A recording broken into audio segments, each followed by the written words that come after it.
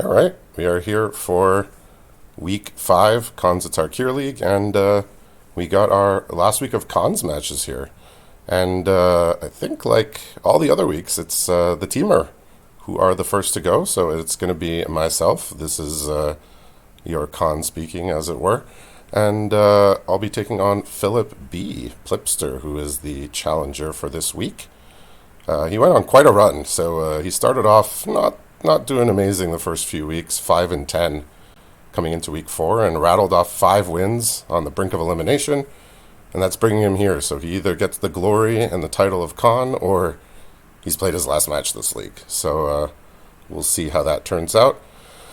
I'm basically running the same deck that I was playing last week. I did upgrade my a Bringlow into an Arrowstorm, and a few of my morphs are got upgraded. But other than that, same basic deck, basic strategy. Got a lot of morphs, got some cool blue cards, got a couple Ash Cloud Phoenixes, and we're good to go. I mean, this hand does need to draw things other than lands in order to keep up here, but I have all my colors. He's got a horse. I've got a berserker. And we'll go to an attack here.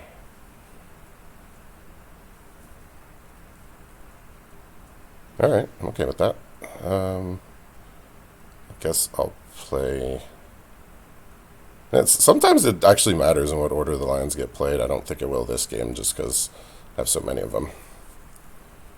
But yeah, similar to the last deck I was playing, blue-red as a base, and green and black cards smattered throughout. I wouldn't call it necessarily a splash or anything, but I'd say blue and red are the primary colors, and followed by green and followed by black. Black mostly for the removal and a couple of morphs, green for the Trail of Mystery and a few morphs as well. And we'll just keep going with the morphs here. This is kind of what we do. This was a nice upgrade. I got 2 of these, so I lost 2 matches since my con match last week, and I opened up an Abomination of Gadul in each, so very happy about that. I know, sort of weird if I said I'm base blue-red and playing this, but again, it is a morph. I do have lots of dual lands, as we can see, so having mana for this is not a problem. Of all the problems I face with this deck, colors haven't been one of them. Armament Core, that is suitably gigantic here, or unsuitably for me. It's a 6/6. I can't even attack with my morph because there's only like one morph, the 6/7, that can actually beat this. So he's gonna start attacking for 6. I can start attacking for bunches, perhaps. Got a 3/4. I'm not flipping it up this turn. So I think it's just play the 4/5. Hope there's no removal for it. I do have limited ways of dealing with this in my colors. Mostly blue and red for the removal. I do have a dead drop. I have some bounce. I have a few bounce spells, but it's not exactly the creature I'm looking to bounce. So yeah, this might carry weight here for this game. It's going to be awkward to fight against it, I'll tell you that much. So again, Philip, he like I said, he's at 10-10. He won 5 in a row last week to stave off elimination. So and now he's here challenging for the con title. So I mean, if he attacks, I can't really block. There's quite a few things that would just... Oh, well, okay. So just going to put all of them on that? No. 7. Okay, so he's making it impossible to block. Yeah, that makes sense. Yikes. Yeah, this is looking grim so far. Let's see what we can draw off the old deck here. Okay. I don't mind that. I think I'll start off with Crippling Chill. Just so I can start getting in damage here. Yeah, okay. So I can chill this, then probably just Weave Fate right now. for more damage. Okay.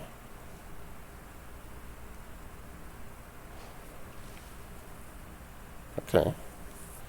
Yeah, I mean, these are not great cards to fight against these. I mean, this can block, I suppose.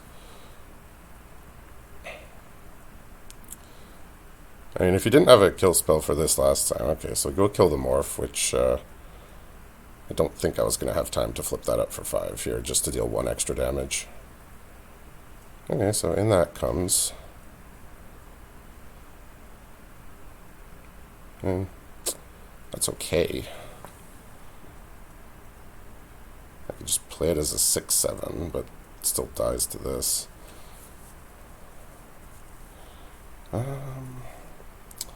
Arc Lightning, 3 to them. I think I just have to try and not die. 1, 2, 3, 4, 5, 6. So I could play this as a Morph, Arc Lightning them. They go to 5. Then I would need another spell next turn. I think that's the way. I mean, this is not killing any, even coming close to killing anything here. Okay.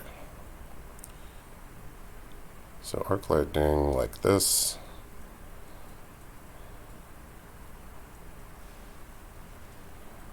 So I need another spell now. And now I have 1, 2, 3, 4, 5. So I have to play this face up. I have to play this face down. I don't see a good reason to not block with both. If I leave this alive, they just block it with the parapet. Oh, well, that'll do it. Yeah, that one, I mean, I guess I could dead drop or bounce it. Well, that's certainly not it. I do like that card, but not here. Yeah, Dune Blast is just one of those cards you just lose to. Like, it's pretty simple. You just, opponent casts it, and then you die, whether it's the next turn or, you know, a few turns down the road. So, that's just one of those cards. 7 mana, tap 7 mana, cast it, and very little to be done there. I mean, I could put in more disdainful strokes, but I would have to always leave it up if I would trying to fight against exactly Dune Blast. So, yeah, I mean, I mentioned it last week. I don't really do much sideboarding. Most of the cards in the sideboard are bad or narrow enough that they're not worth bringing in the majority of the time. Yeah, I feel that way right now as well. So my feelings about that particular aspect haven't changed. There's been times where maybe I've brought in disdainful strokes, and it does seem that a lot of the power of the deck lies in some of the higher drops. So maybe it's worth it. Yeah, it could be. Take out like a dorky morph here. This seems very bad. Yeah. I mean, all the impact plays in that game were 5 mana and up. So, yeah, he just killed my early stuff. He traded off 2 drops. He killed all my other early stuff, and then he played gigantic things. Yeah, it's good against my deck. That is a good strategy. Also, just playing rares and mythics, like my opponent earlier today that got. They had the Ashcloud Phoenix, the Zergo, the Butcher of the Horde. It was a pretty good looking Mardu deck I played against. Yeah. Ugh. No. I can't. I can't, in good conscience, keep 2 land hands in this format. I think it's just asking for trouble, especially one like this. Yep. Okay. This looks okay to me. I'm considering just getting rid of this. I mean, I have this on 3. Maybe this on 4, or just play it as a morph. And I want my lens. So, yeah, not not super excited, but this hand looks like it at least might have potential here. At least I got some good rares to play. We'll see what Philip's got going on.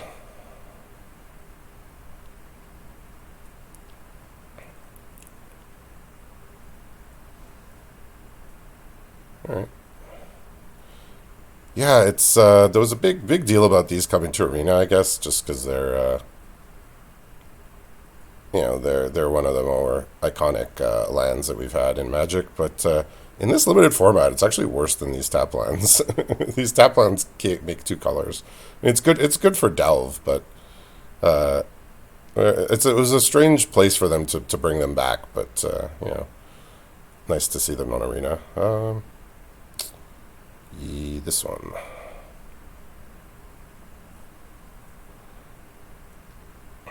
Yeah, so I'm just going to play a 4/4 this turn.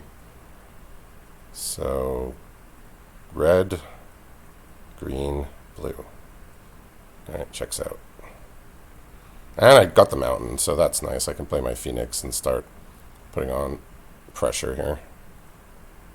Okay, well, Savage Knuckleblade does not mind this 2/2 here.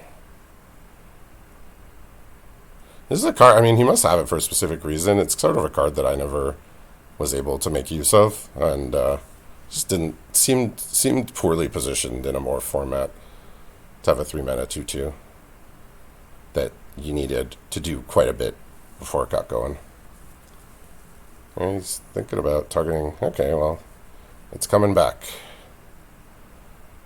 Maybe he has another kill spell, in which case I'll take the 2-for-1.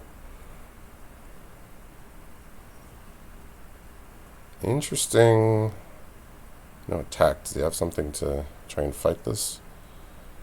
I'm just going to attack with this one.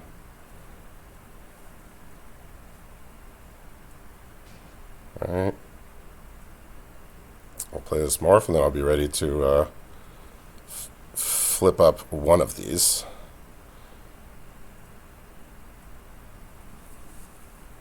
Yeah, so I'll make a quick note. I did play one pre-release yesterday of the new set, and I did enjoy the disguise creatures, even though I think the ones that flip up for 5 are just a little too slow. It was not a happy feeling to have that realization, but here we are. All right, so 6/6 here. But all the disguise creatures that can flip up for less, I found pretty fun. But just with how good a lot of the cards are today, I just never felt like I had time to invest 5 or 6 mana to flip them up, and almost never did, actually. Maybe only once or twice in all the rounds did I actually pay 5 to transform something. Okay. So I can really only do one play, but it might just be the Phoenix, honestly. Phoenix is 6 damage.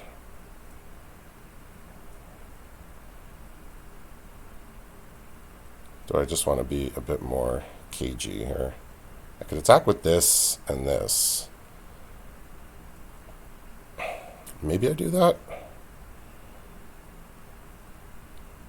He can't Dune Blast next turn. I do want this to be face up in the event of that. This is 6 guaranteed. That has to be the play. Probably overthinking it here.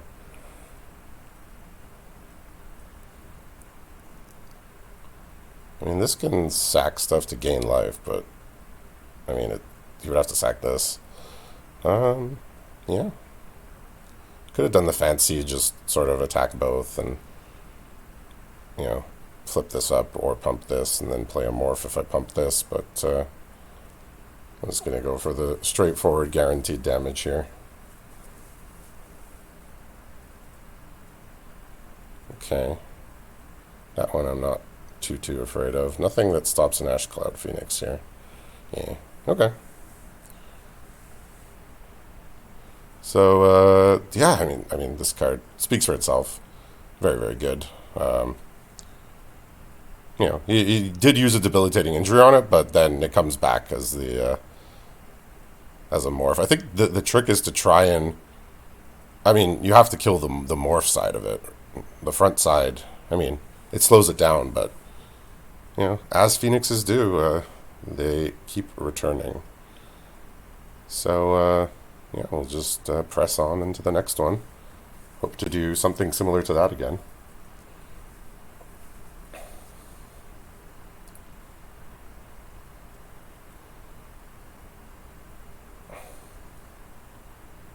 Yeah, so his deck looks like pretty straightforward Abzan deck, right? Just have big stuff, make the game go along if it needs to, and Dune Blast when you can.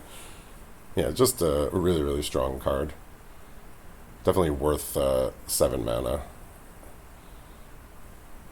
I would probably consider playing one, even though I don't even have white cards. Like if I had access to one, I would strongly consider playing it. I have a bunch of dual lands that tap for white that I could throw in if needed, but the card is just it's I mean it's one of the best cards in the format. We saw what it did in the first game, and it's crushed many bigger board states than that. I'm certain of that. So I wonder if he's what kind of sideboarding he's doing. I mean, I think things that kill Ashcloud Phoenix are probably already in his deck. Like this is sort of how the format works. Like you don't get better answers from your sideboard cards a lot of the time. I mean, there's naturalized effects. I mean, there's naturalize itself as a sideboard card for artifacts and enchantments, but there's so very few artifacts and enchantments you really want to kill. So yeah, I mean, I guess there's Windstorm. I was gonna say there's no Plummet, but there's Windstorm at uncommon. But again, killing the front side of the Phoenix is only solves part of the problem.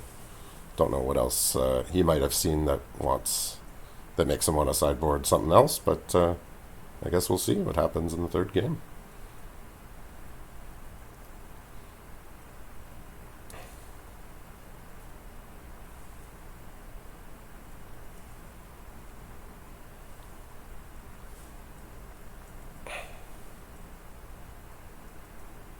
So yeah, this is the last week of con matches here. They were for weeks 2 through 5. For week 6, we're putting them away, so the players there can focus on getting their matches in as soon as possible to push for top 8. I'm hoping to continue to be in the top 8 here as we wind it down. I've put myself in a good position, but that just means that everybody I play is going to have more more packs than me, and some people double the packs that I have, or punishment packs, that is. So that's how the league evens up. They get a bunch more packs, and they start taking wins off the players who have less packs. So that's exactly what Philip is going to try and do here, and we got a morph hand here. No green. But that's not too important, obviously. As long as I have 3 mana, all of these are castable. So hopefully he doesn't go over the top with gigantic armament cores here. But we'll cross that bridge when we get to it. I would have liked the land here. Never sad to see morphs, but I want those lands.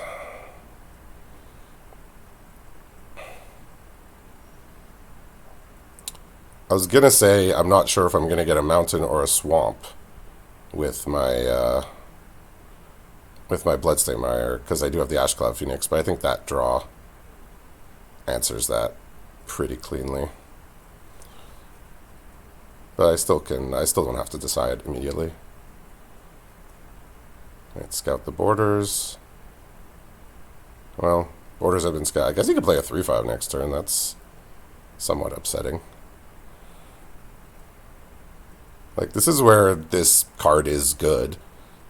It's frequently not exactly great, but looks good in this spot. I will say that. It is going to be bigger than anything I can do for the time being.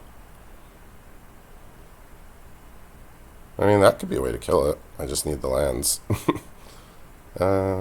I guess this is the one that can die if he has a removal. But I assume this is just getting cast here. I mean, this is what you put this in your deck for, right? Is to play it on turn 4. I believe that's what you put in your deck for. Okay, here's a parapet. So no attendance yet. Oh, he's delving something else? A 3/3 flyer? Okay. I guess this is better than this. Yeah, I could see that. Okay, land is good. That just means that this is not coming for a long time, which is okay with me. I can block his 3/3 flyer. Guess I'll put this into play. If I get a green, this will be the thing I want to flip up. The 4/4 doesn't even get through the 0/5. And I'll block his bird here. And then hopefully get another land to get this going, which finds me more stuff to do. Get this. And see what we can do here.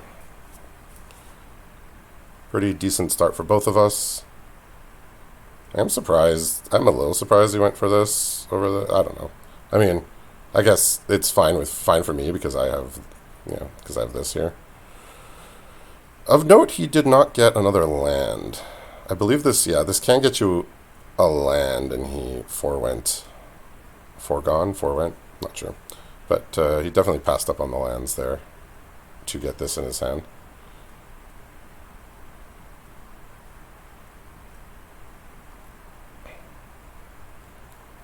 Is this debilitating? I mean, sure. Ooh, I mean, next best thing to a land? I suppose it's a free attack here, though. I would like to get my land situation a bit more settled here, as would my opponent. It's really not that much that actually beats this for 4 mana. For 5, obviously, there's a host of things, but for 4, not so much. Yeah. Makes sense. Guess we'll keep playing 2/2s until we don't. I mean, using debilitating on this, I'm not unhappy about it. I mean, obviously I don't like taking 3, but my life total is reasonably high. I'll have this as soon as I get a land. Yeah, this just fuels my my treasure cruise. So I think it's these. All right. Well, I mean, he definitely did not want to draw more things. Okay. So let's attack for 2. Then treasure cruise. I was not expecting to be able to do that, but yeah. He took 2 cards in my hand, but I get 3 cards back, so I'll take that exchange. Let's get some lands. Ooh. Trail of Mystery is nice. Yeah, this is looking... I like the looks of it. I could take 3 a few more times. I do not mind.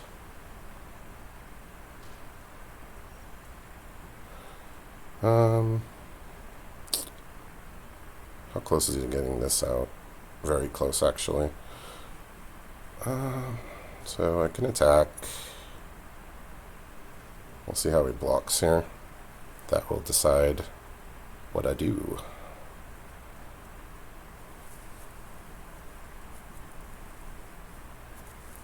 Because now I have a bunch of options. That treasure cruise just found me some good stuff.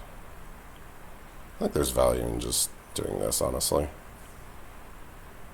Is this, wait, yeah, this is a 5/5, okay. Just checking. If that was the 4/4, I would feel pretty dumb. Play tap land.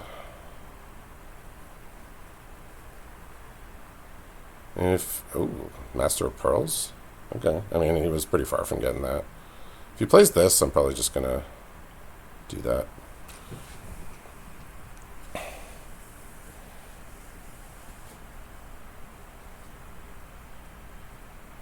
This is also missing white here. I don't know. obviously I don't know how many cards that is preventing him from casting.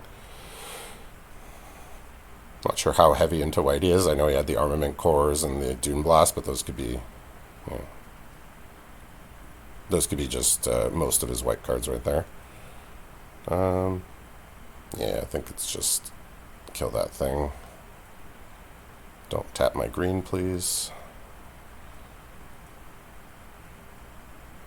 So we'll deal some damage to that.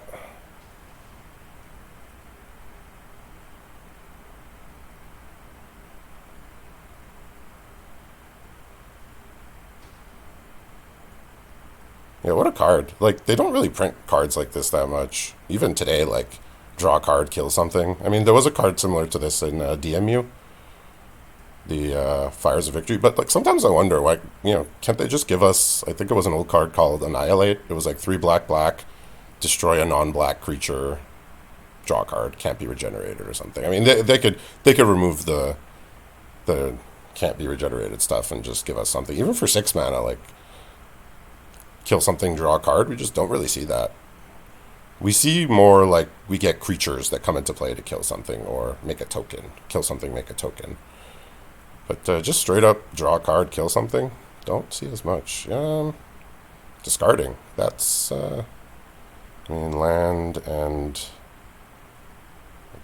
guess this.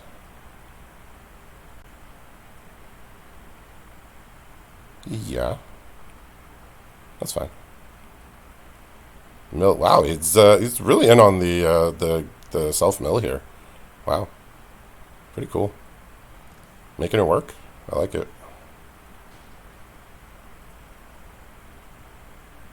So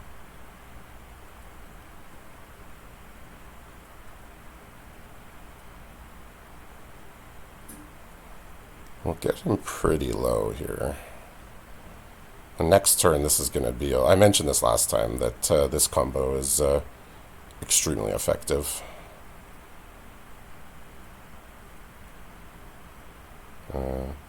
What land do I want? That is a good question. I guess green.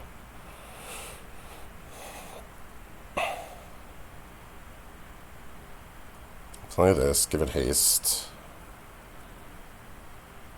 And hopefully that will be enough here. I mean, I guess become immense is a possibility. I mean, that would do it. If he has that, I mean, so be it. Yeah, that one wasn't it. He did get the Ash Cloud though before I could flip it up though. Maybe he still has to become immense. Uh-oh. Oh no. I think I may have spelled my own doom here. Oh well. I'll do it. Yeah, I guess, I mean, having this being in hand feels kind of silly here. But, yeah, I mean, that was the one thing. I mean, that's an uncommon and I hadn't seen it yet. But I seem to be good at calling out cards that will beat me from situations that are unlikely. I mean, sure. Why not? All right, well, that'll do it. I have been dethroned, and I'll be handing over the title to Philip B. So congratulations to him, and we'll be back for some more con matches later this week.